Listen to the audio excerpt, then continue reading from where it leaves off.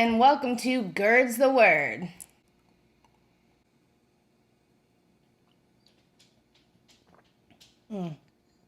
Should keep the water out of the shot.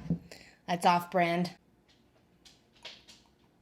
Water's for pussies. So yesterday I announced that I have reached 3 subscribers. Myself from my other account, my fiance, and my sister. But today I'm happy to announce that we have reached 4.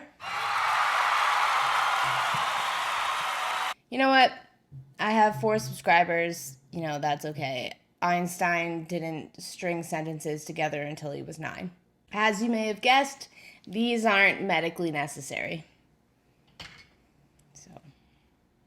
So I thought I was going to have a really good stuff my neighbor does.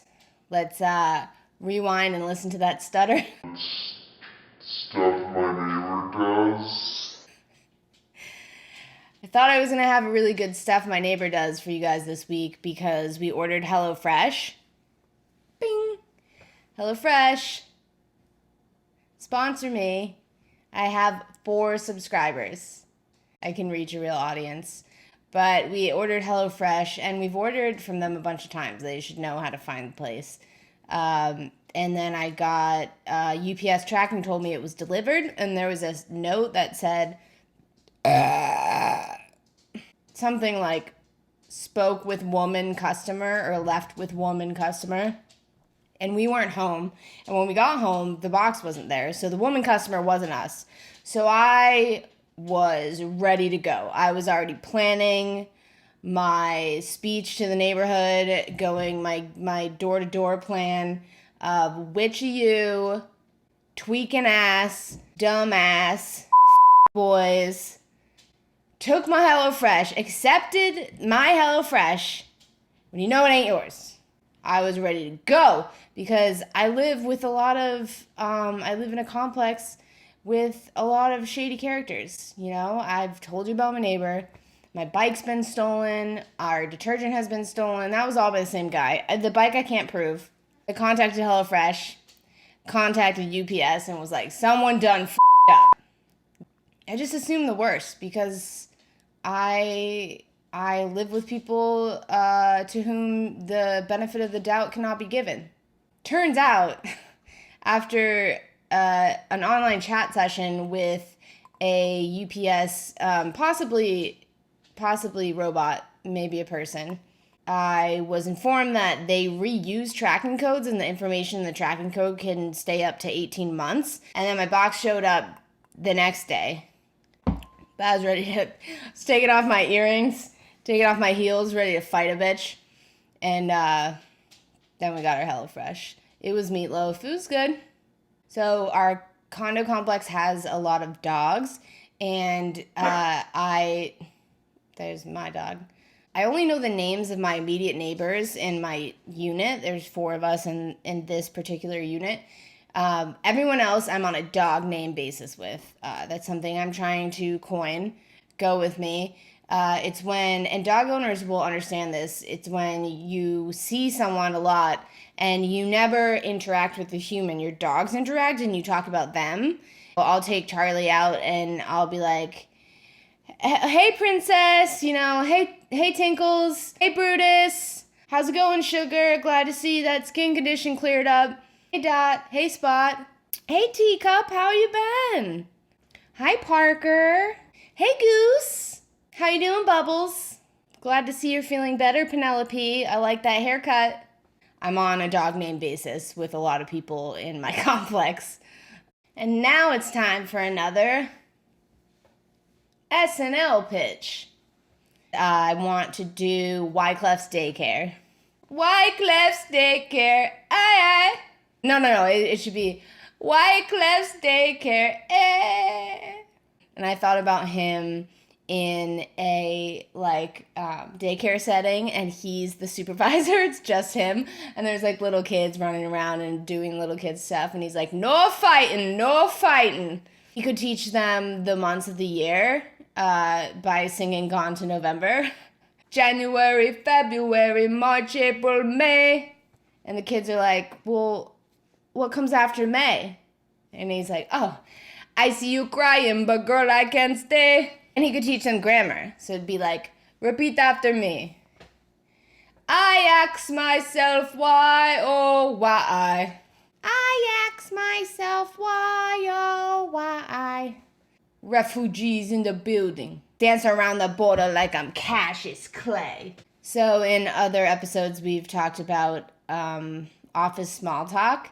And I just thought of one that is the most, it's not small talk, it's people have their catchphrases just to get by. It's just like, you just have to have this pre-programmed shit in your head. So like someone says something to you, it's like, fine, how are you? People all the time are on autopilot. And if they're used to how are you, right? They're ready for how are you. If they get a what's up, they're probably gonna reply good. Hey, what's up? Good. I hate the how are you without waiting for the response. I understand it's gonna be, we all want it to be quick, right? We're just walking down the hallway. We're just all trying to live. Hey, how are you? Like halfway into the bathroom and the door just closes behind them. But the worst one, the most soul crushing one is, hey, how's it going? Living the dream. The ironic living the dream. It's just so sad because some people actually do live their dreams. Nobody dreamt of working there. I actually think I'm allergic to work, to where I work particularly. I think I'm allergic because I sneeze probably a dozen times a day at work, which is a lot if you're not sick and you don't have allergies. I don't think I have allergies. Like, I have no other symptoms. I don't have itchy eyes or anything. Hey, yay, yay, yay. I sneeze every day. I used to think those all-woman gyms were silly, but I now totally understand the appeal. I belonged for a few years to Equinox, Solstice, but the men were very intimidating on purpose. They'd like come up to me while I was using a machine or the squat rack or something and just like stare at me. And then if they did ask to work in, fine, you can work in.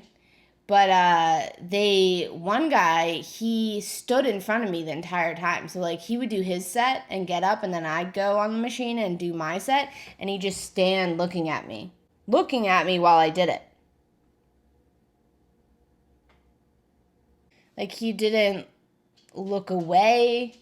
He didn't look at his phone. He didn't go do something else, do some sit-ups or something while I'm doing this. He stood really close to me. It was like a leg press, or what's this movement? He stood really close to me and just watched me. And I had others critique my form, uninvited. I didn't ask for their opinion on it. I had a trainer come up to me and say, you have very poor posture. And I said, I know, I've been told. My fiance is a PT, and she tells me all the time, and she gives me exercises. I didn't give him my whole life story. I just said, I know. And he said, it's very noticeable. Thanks, bro. Anything else? Like, how are my teeth? That same trainer came up to me once, and I was on the treadmill. And first of all, I'm running. I have my earbuds in. Don't come talk to me. I have to take my earbuds out. I have to talk to you while I'm running. Leave me alone. And he came up to me and, ready to talk, so I reluctantly take my earbuds out. And he says, what's the plan today? Like, what's my workout? I said, just cardio today. I'm just doing cardio. And he goes, no. His name's Ram. Like Ram. Spelled Ram. He's like, no. Too much cardio. When you run, you do all the cardio, you undo everything you do in your lifts. Okay? No full session cardio. You're undoing it all. Leave me alone, Ram. And now it's time for our very first food review. So I'm going to review this gigantic jar of olives, Kirkland signature brand from Costco. Let's see. It has a bouquet of pennies.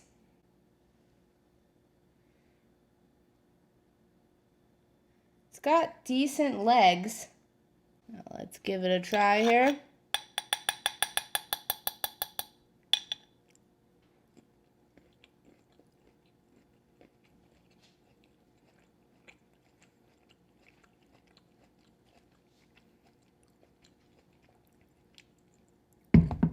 It's good.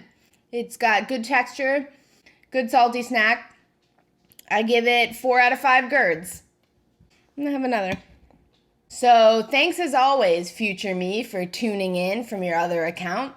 And I hope you enjoyed this episode. And now it's time to sign off. You ready? Okay, thank you. Ready to sign off? Bye, guys.